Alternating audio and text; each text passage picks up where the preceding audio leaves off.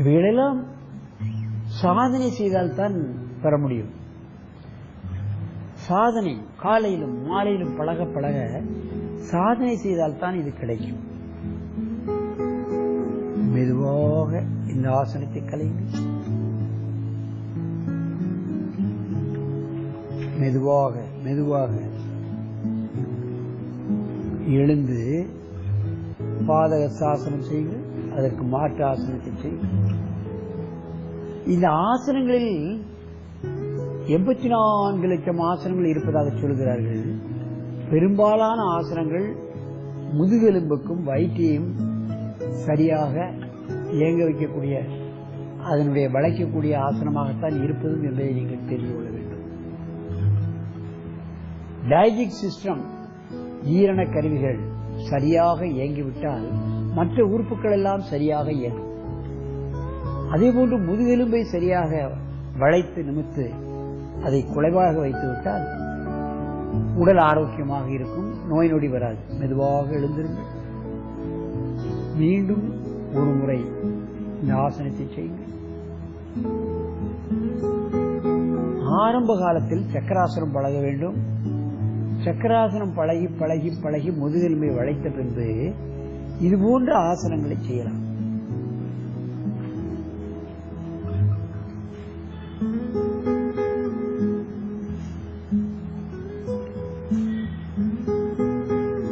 கழுத்து வளைக்கப்படுகிறது, முதுகு வளைக்கப்படுகிறது, முட்டுக்கள் வளைக்கப்படுகின்றன.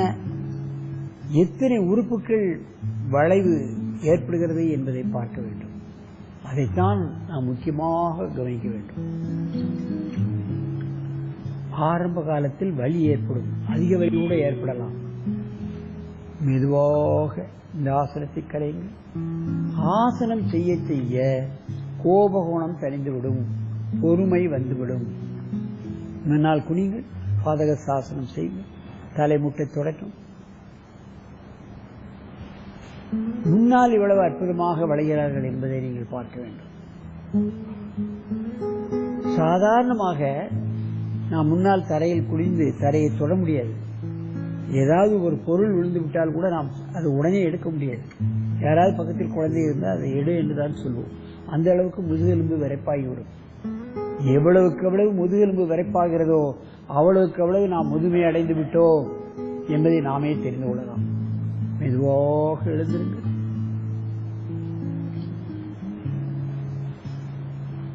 ஒருவருக்கொருவர் நேராக பார்த்து கொண்டு இந்த ஆசனத்தை செய்யுங்கள். அவசரப்படாமல் மெதுவாக செய்ய வேண்டும்.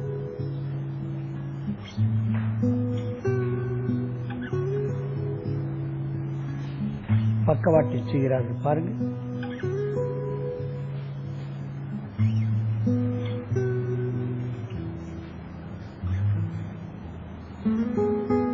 பக்கவாட்டில் செய்கிறார்கள். நீங்கள் கவனிக்க வேண்டும். கடினமான ஆசனத்தை செய்யும் பொழுது அவர்களுடைய முகத்தில் ஒரு கடுகடுப்போ எதுவுமே கிடையாது. மெதுவாக எழுந்திருங்கள்.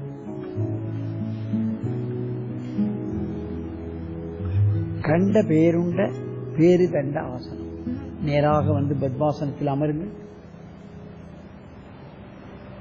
என் அருமை மாணவ மணிகளே, யோகாசன நிபுணர்களே, ஆசிரியர்களே, பள்ளி தாளாளர்களே, பெற்றோர்களே, நீங்கள் எல்லோரும் தங்களுடைய குழந்தைகளை நீங்கள் இந்த ஆசனத்தில் பழக்குவீர்களானால் நீங்கள் இந்த குழந்தைகள் என்ன நிலைக்கு வர வேண்டும் என்று நினைக்கிறீர்களோ அந்த நிலைக்கு இவர்கள் வந்து விடுவார்கள்.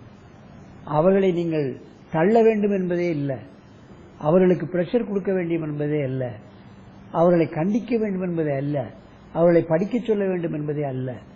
தானாகவே அவர்கள் முன்னேறுவதற்கான வழிகள் அவர்களை தேர்ந்தெடுத்து அவன்படி சென்று கொண்டே இருப்பார்கள்.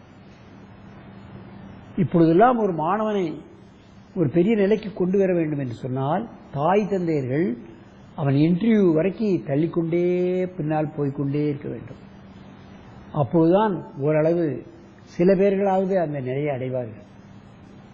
ஆனால் தானாகவே அவர்கள் இந்த உயர்நிலைக்கு அடைவதற்கு ஆசனங்கள் தான் கை கொடுக்கும் என்பதை நீங்கள் தெரிந்து கொள்ள வேண்டும். உங்கள் மாணவர்களை யோகாசனத்துக்கு பழக்க வேண்டும். முடிந்த ஆசனங்களை செய்ய வேண்டும். காலையிலும் மாலையிலும் செய்தால் அவர்கள் ஒரு அற்புதமான மனிதர்களாக உலகத்திற்கு மற்றவர்களுக்கு சேவை செய்யக்கூடிய தன்மையையும் தன்னையும் முன்னேற்றிக் கொள்ள வேண்டிய தன்மையும் அடைவார்கள் என்று கேட்டுக்கொண்டு உங்களிடமிருந்து விடைபெறுவது ஆசனா ஆண்டியப்பன். வணக்கம். நல்லது பண்ணா பயம் தேவையில்லை, தப்பு பண்ணா பயம் இருக்கணும்.